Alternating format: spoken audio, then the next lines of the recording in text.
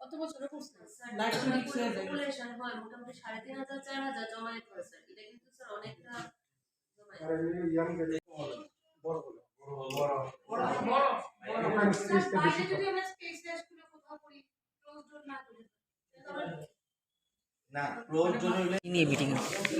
আমাদের 19শে জানুয়ারি ককবরক দিবস। এই ককবরক দিবস উপলক্ষে আজকে অর্গানাইজিং কমিটির মিটিং। ওই দিনটিকে কীভাবে আমরা উদযাপন করব সেই জন্য অর্গানাইজিং কমিটির একটা মিটিং হয়েছে।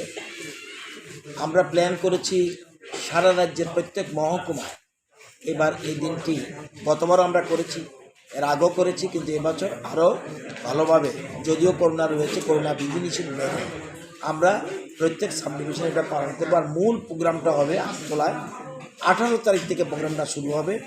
18 তারিখ টিআরআই, সেখানে কুইজ কম্পিটিশান, পোয়েম কম্পিটিশান, তারপরে সিঙ্গিং কম্পিটিশান, এগুলি হবে। এছাড়া 19 তারিখ সকালে র্যালি হবে, বর্ণাঢ্য র্যালি হবে।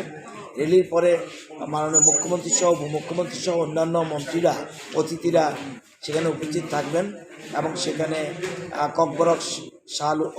ককবরক দিবস উপলক্ষে সেখানে বক্তব্য রাখবেন এবং আগামী দিনে আমরা এই ভাষাকে কীভাবে আরও এগিয়ে নিয়ে যেতে পারি এটা নিয়ে বিভিন্ন পরামর্শ দেবেন। এছাড়াও আরও বিভিন্ন পুস্তিকা প্রকাশনা করা হবে, আরও বিভিন্ন রকম কম্পিটিশান রয়েছে।